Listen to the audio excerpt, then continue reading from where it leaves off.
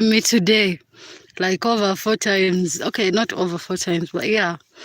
I'm just trying to go through some stuff. And let me show you this farm, this watermelons farm. These are still young. Yeah, they're still young. I can't document this and then give you the video because I've already done this as content already.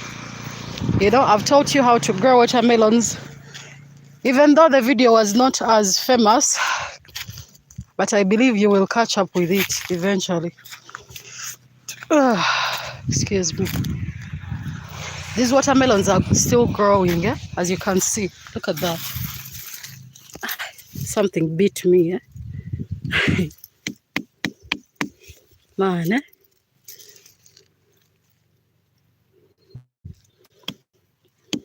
Look at that. Look at that. So we've left the water. Now we are in the farm. I use my weekends to do insane things, you know. But I want to share a few tricks with you today when it comes to farming some of these things so that you can get a good harvest. You know, this is about 2 acres. I don't think I can move through the entire 2 acres, but for starters, we can learn a thing or two. See that? Still young, eh? They have to put some grass down here so that they don't rot. Locally, we call it okwalirira. Because now, the problem is the soil has some bacteria that can come back and affect the watermelons and start eating them, so they start rotting. Now, watermelons basically grow for 3 to 4 months. There are seeds that are sold for this. You can decide to plant whichever type you want, because we have these striped ones and then the black ones. They all have specific names to them. Man, I've been on the move all day. Now, what I was explaining to you, I've made certain discoveries in the farming industry that maybe you'll find useful. Number one, we have seasons. But yesterday, I made the harvest of some groundnuts. I've taught you how to grow groundnuts. But now I want to give you what I would call the perfect season to grow them. This is intercropping. You can intercrop these things. You can intercrop watermelons with pineapples. Actually, most people intercrop them with pineapples. Then you can intercrop watermelons with maize. Yes, but the maize has to be less. So whatever you're trying to get more profit out of is what should be more. And I will again by the end of this month. I'll teach you how to. I don't know how to teach you how to tell that. It's in the sound. They make different sounds, but my head is killing me. I think I know the problem. I've been moving in the sun too much today. Anyway, so when you're going to grow groundnuts, mark my words, and please don't use my own words against me. Yes, you said Doreen. Doreen said. I said and I say a lot of things. But my advice is very simple. If you're going to grow groundnuts, plant them in March, January, February, March. Plant them in March. The moment the first rain comes out, you will harvest a harvest you've never seen in your entire life. That's one. That's if you're in Uganda. Antonio. So that's if you're in Uganda. Then, if you're going to grow another season, I would recommend for groundnuts, for those that were asking, in August. I think it's August. Let me see, January, February, March, April, May, June, July, August. Yes, August. So plant in August, but March is the most reliable month. Now, the other thing, have you seen that soil? That type of soil that has a bit of, what are they called? that has a bit of, it's like sandy, yeah? It's like, yeah, it's sandy-ish, some sand, yeah. So use that type of soil. This is huge. By the way, this would be the second harvest from this particular farm, because already one harvest is down, our second harvest is coming up. See that? Yeah, I just figured I could tell you a few things in 10 minutes about watermelons, farming them, harvesting them, but I strayed from pineapples and went to groundnuts because I thought that is information that was crucial for our development and our growth that we required. Now, by the way, if you plant groundnuts in that type of soil, sandy-ish, where there are some stones, but not big stones, just, I don't know how to explain it. This soil of ours that is too fertile is not good for these things. So you kind of have to use the other soil that is that has an element of sand in it. Groundnuts love it. Yeah, they prosper very well in there. Now, as for watermelons, you have to make sure you plant them. Okay, for them, they don't care because the land can be dry, they'll still grow. But make sure that whatever you do, mark my words, whatever you do, you must put some grass in there. It's like growing tomatoes when it comes to these. It's like you're growing tomatoes. So when you're growing watermelons, make sure to put some grass in there. You know, cover the ground. Keep the moisture in the ground. So whatever little water you have going on should stay. It should stay in the ground. And also when the sun is too hot, you can come back and cover them. They shouldn't be exposed like this because this is now too exposed. And yeah, I don't advise people to overspray these things. The reason you're all overspraying, man, abantu babi. So someone came and did this. Actually, it's not someone. This is a pest problem. See that? It's a pest problem. It's the sun. The sun does that, and inside it was starting to ripen. So the sun can do that. The sun can make these pineapples, can make these watermelons fat, but with no water. Because watermelons are supposed to have water content. They're supposed to retain water.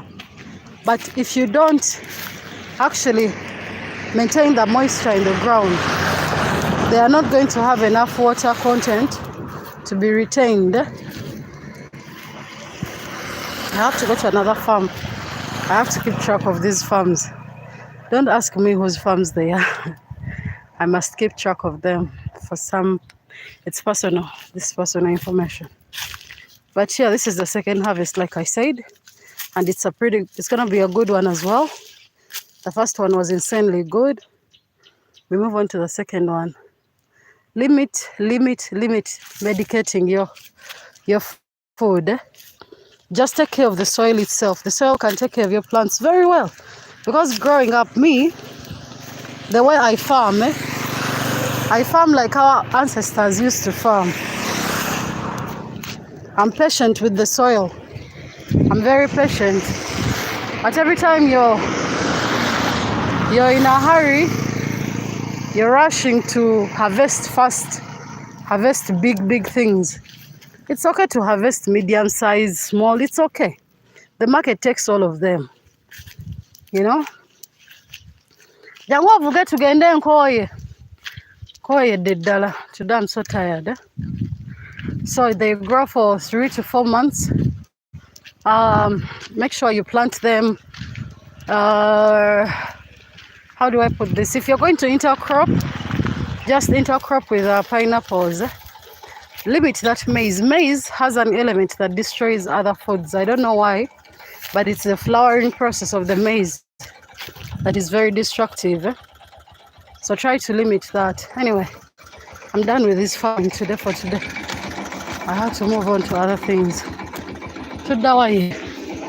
Ennimiro eno yeetaagamu obudde. Omusana mungi.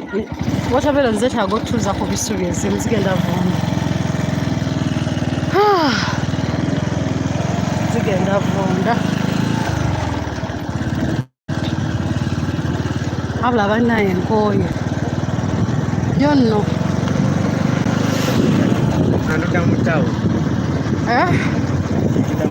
Onkooye onkooye amangu ago.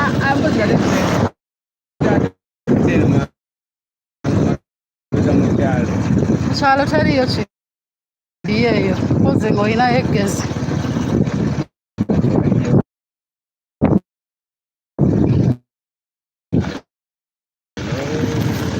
Tujja kuddayo tulabe. Kasimakyo. Bannaye tumaze okulambula ku nnimiro ya watermelon. Ati let's go. This is a village deep DOREEN'S. So if you see some grass thatched houses, bear with me. We are living life. I'm heading to Kayunga town after here, and then maybe we'll be able to have a sneak peek of how much it has developed. I like to see potential. I see potential in every place, and that's my weakness. I see a lot of things that I can do in a place, and I start doing them. So yeah, we've seen the farm. Now I'm on the border proceeding to the town. Hopefully I head back to Kampala. But man, we are from far, eh? You might assume we almost reached Ginger today. Maybe next weekend I'll go to Ginger. I'll go with my border guard.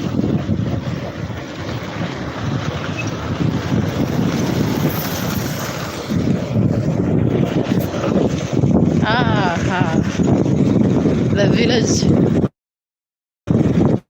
experience.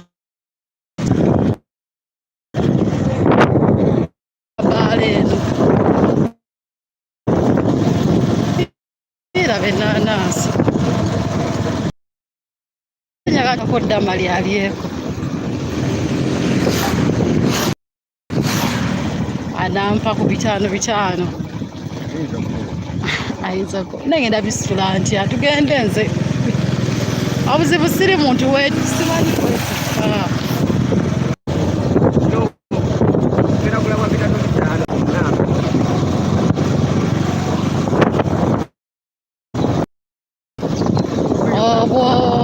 Buzibu nnyo bwa kutambula.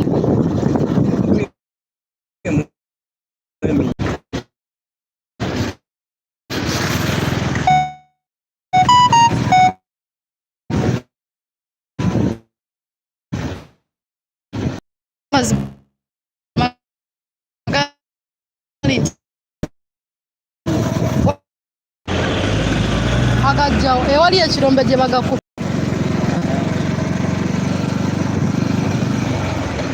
Lese bulesi. Bayode kugane eno. Naye nti nago gazimba ssebo. Oba mu kasente ogateeka mu bbiimu gakola bulungi nnyo. Ganyweza enkokoto.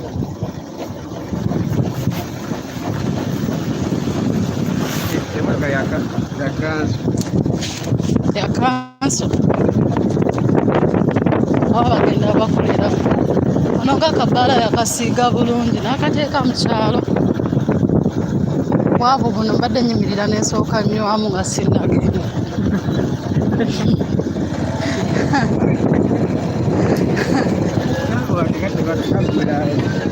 Ajja kukola ali kumpi ne kattawo.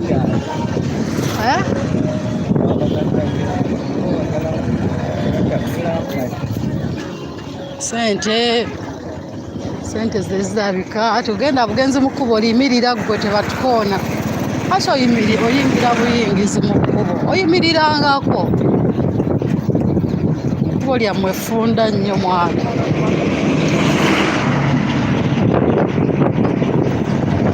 Ali womala eno owasino tulaka n'atufunziza eno oba owedde.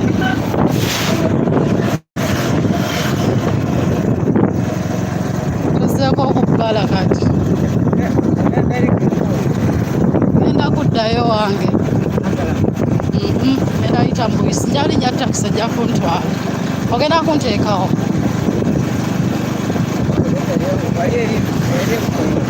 gyogenda okunteeka gyemaninyira eno tebalinnyirayo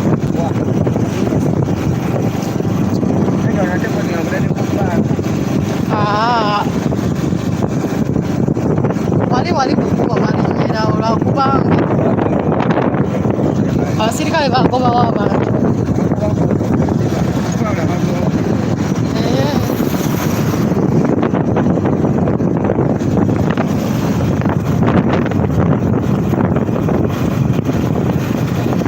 abulansonga bannaayo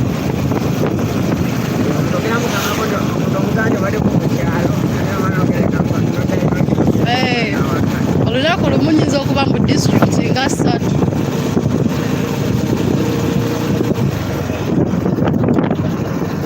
anti nze nezira kulaba kinsanyusa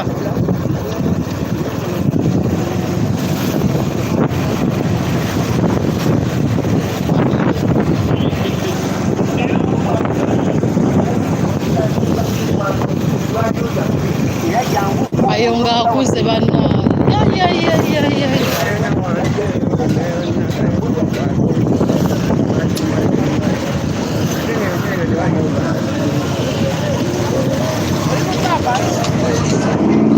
ab'emmotoka bannaayo katonda atuwa ku ssente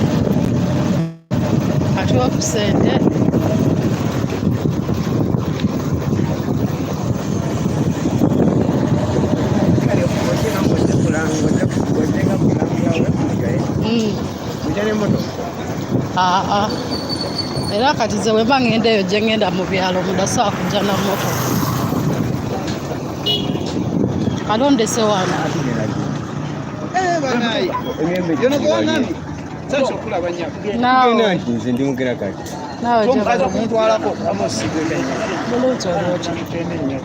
tugendawo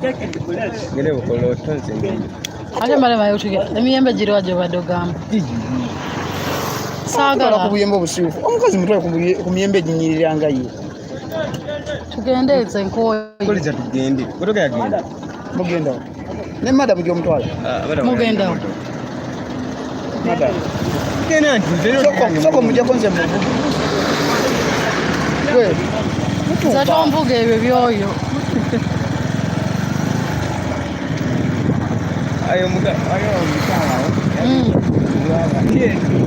waliyo emmere ate sigiwulira abaana abayise ku mmere soka bannaayo naye nange neetaagayo okukola ku kaadi z'emmere yekujja mu maaso eyo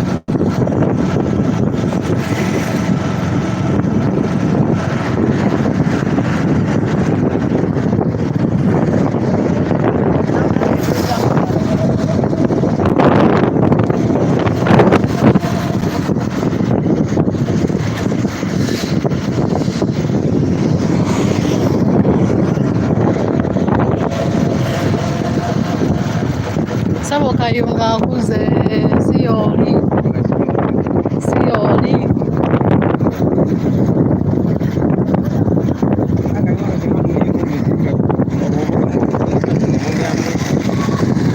liro oyo munno akuli emabega tatukoona sirina na muliro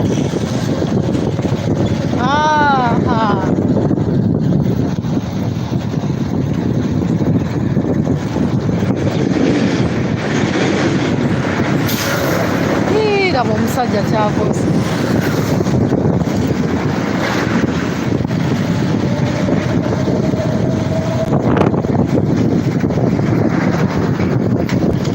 bagaye amajjeko baleke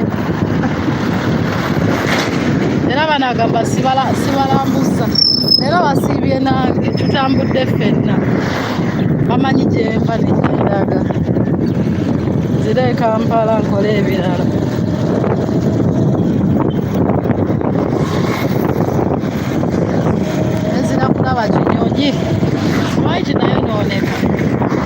bagamba naye none oyo mwana abeera mu nsiko buli kaseera akwata binyonyi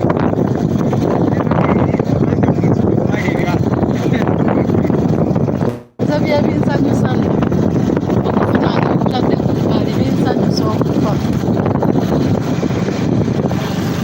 nze nina n'obulamu obutakyansanyusa nnyo kiri awo oba lwakuba nabikolakola dda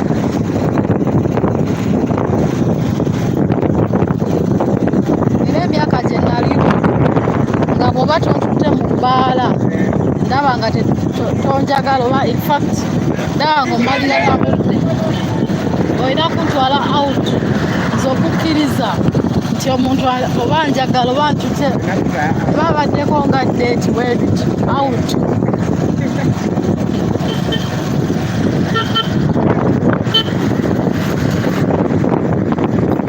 ambeereyo mu bbaala n'enkyakala naye kati ekyewuunyisa ate sikyayagala genda mu bbaala sikulimba sirina namaanyi gagenda mu bbaala era we mba ngenze mu bbaala mba nja kugendayo katono ekinene ennyo like 1 hour oba 2 eyo ngende neebaka ate bwe nzija nengenda mu nsiko eyo mu bibira mba musanyufu era kati omusajja njagala nga tantutte oba nga ogamba mu bisiko eyo ku mazzi opangisa kakoteje eyo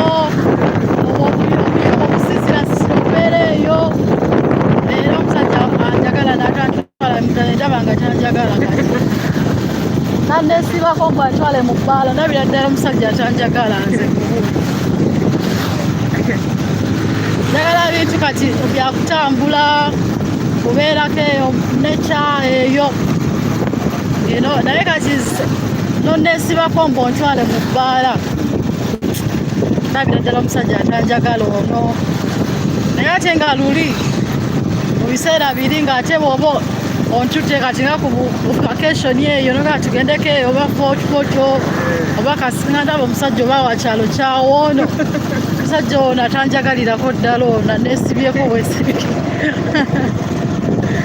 njagala okgenda mu bbaala era nga nina okgenda mu bbaala buli weekend banamwe omuntu akula kuba kukula nze nkubuulira okula bukuzi okoowa nakikola nnyo bw'okola ennyo ekintu nze nagendanga mu bbaala ndooza nga mu wiiki nnaku 2 zokka ze nsulako mu buliri bwange nga sente zonna nga bwe nzikoze nzinywa olumu newotazinywa n'ozirya nezigwawo n'embeera eyo nga bwe obulamu obunsanyusa ozi wano bayitawo wa Bukoloto. So we've reached Bukoloto. Now I'm going to board and head back to Kampala, and there goes my day. I'll hang out with my friend, she's called Damali. We drink, I go pack my clothes for the week, dress up, and thank you for spending the Sunday with me. Setuli nyirawa noko.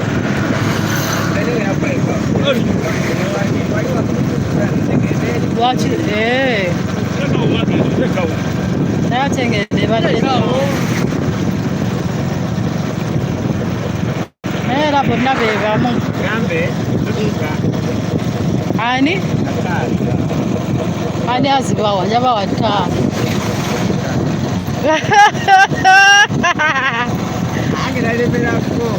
Njabawa. Awula bannammwe. Naye balenze kakubulira okukula kulungi. Ate era buli muntu alina okukola byonna by'ayagala mu myaka gye. Bikole bigweyo. Kubanga balina there comes a time nga mulimu ebintu byetakyasobola kukola. Kubanga kati ze ssaawa zino kuntwala mu bbaala paka zisaana keesi za mu bbaala. Ndaba nga tekirina nno muwalaayi. Tekirina nno. Si kya buntu bulamu. Naye ate ng'abaana bagendayo ne bukya. nze gamba ekintu kwakyejjamu nze njagala ebbaala naye ate si nnyo bwekyo kale ate nayinanga mukwano gwange nga ntwala ku branch ababbandi sibalabye nga mpulira obusungu nga njagala kibaala gwo ntwala mu bya bbandi era nga nze ndiba wano kutuulaawo kutululira abantu nga bayimba nga ndaba oba ki oba yabakyono naye kati ate ebyo byenjagala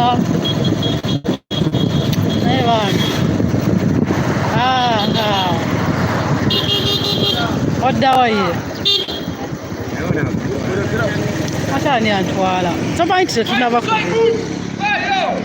ani agenda obaweza ssente ye